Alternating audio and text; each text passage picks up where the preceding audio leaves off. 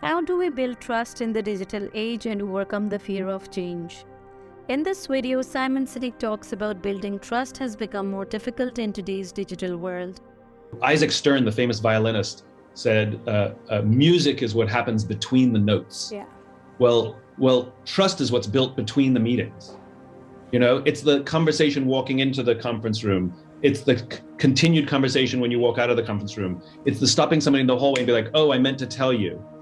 Or, you know, knocking on someone's door and saying, you want to grab lunch, you want to grab a coffee. And all of these seemingly innocuous little things, no one of them does it. But over the course of time, relationships and trust start to build. The problem with a virtual environment is we don't have between the meetings. We just have the meetings. There is no before and after. There is no knocking on someone's door. There's no spontaneity. And so what we have to do is create those things artificially. We actually have to force those interactions to happen. So one of the things we do on our team is we do a Monday morning huddle. Yeah. Huddle is a little bit of time for people to talk about what's on your heart and mind. And then we answer some either funny or poignant question that the huddle leader poses. There is no discussion of work, zero. And so we spend 45 minutes to an hour on the phone with the team, and there is no discussion of numbers or projects or responsibilities, nothing. It's just an opportunity for the team to come together and start to see each other as people. You know, they talk about what they did with their kids. I didn't even know they had kids. You know, you start to learn about who they are. So I think, you know, you have to force those things. One of the things we've also seen success with is people turning their computers on, turning on Zoom together and just working. They don't have to work together, just to have a face there where in the corner of the screen where you're working or having lunch together or having a coffee together. So you have to artificially create these things. It's not great. I mean, in person is always better, but it actually can work. It actually does create elements of humanity and trust that you need to build virtually. Building confidence has always been an important aspect of human interactions, whether they are personal or professional. Building trust has become more difficult than ever before in today's digital world, where most interactions take place online. Fortunately, even in the digital era, there are methods to build trust. Based on Simon Sinek's teachings, we will look at some of the ways we can build trust in the digital era. Communication should be honest and transparent.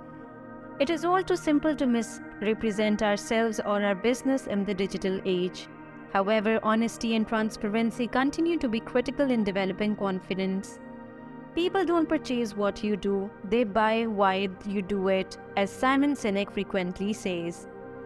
As a result, it is critical to clearly and authentically communicate your principles, views, and motivations.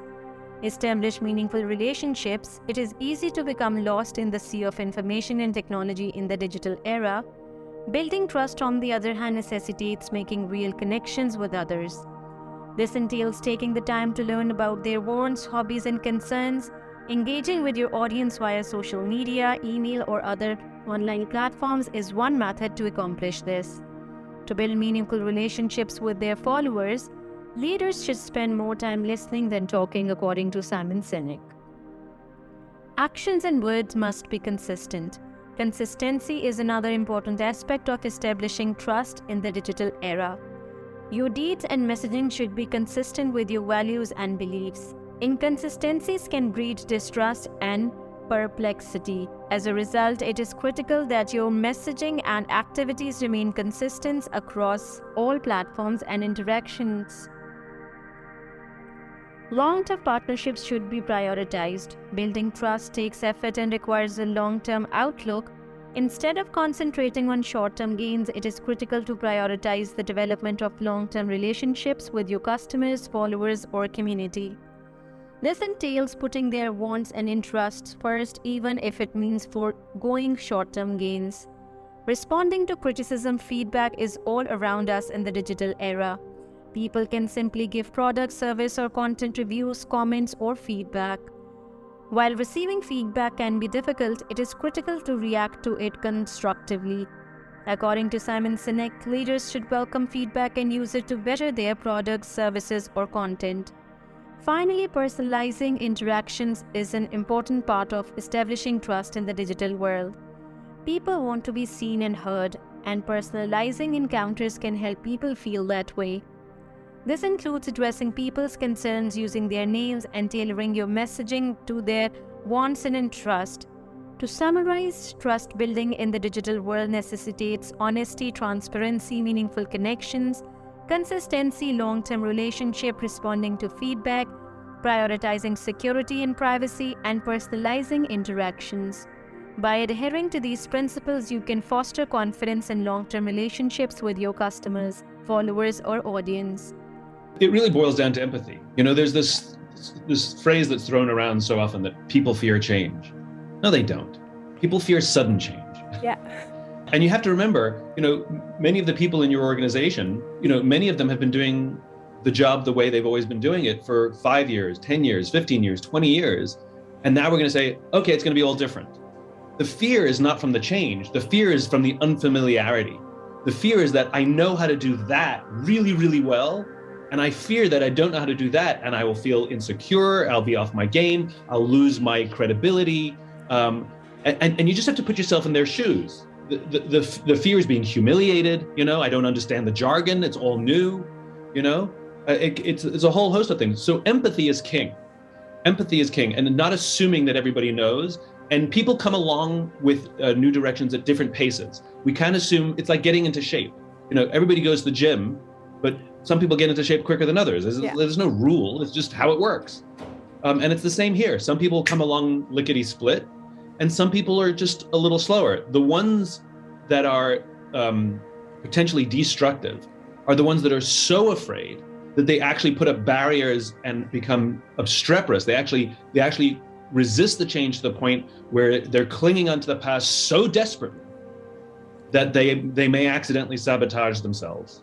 And those are the ones that we have to have difficult conversations with. We sit down and say, I need to have a difficult conversation with you.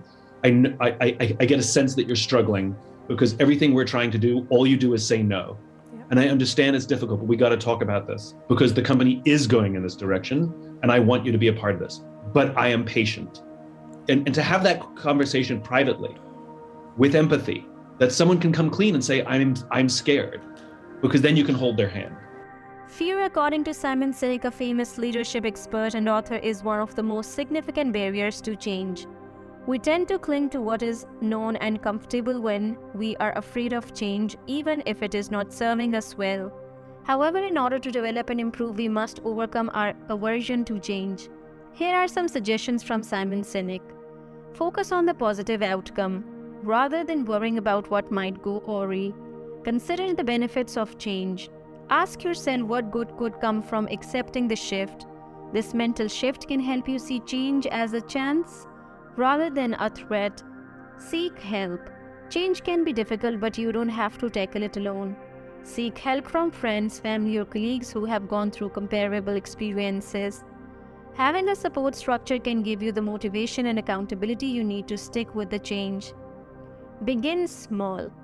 The dread of change can be overwhelming at times, and we may not know where to begin.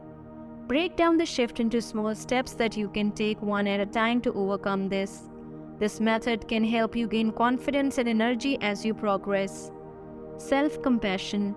When we are afraid of change, we may be too hard on ourselves for not being able to accept it. Self-compassion, on the other hand, can help us more understanding and kind to ourselves during the transformation process. Keep in mind that change takes time and it's normal to make errors along the way. Adopt a growth mindset. A growth mindset is the belief that we can learn and progress as a result of our experiences. By adopting this mindset, we can see change as a chance to learn and grow. We can also face the change with curiosity and an openness to new experiences. To summarize, fear is a normal reaction to change, but it does not have to hold us back. We can overcome our fear of change and welcome new opportunities for growth and improvement by focusing on the positive result. Seeking support, beginning small, practicing self-compassion, and adopting a growth mindset. Hope you liked the video. Thanks for watching. For more videos, like the subscribe.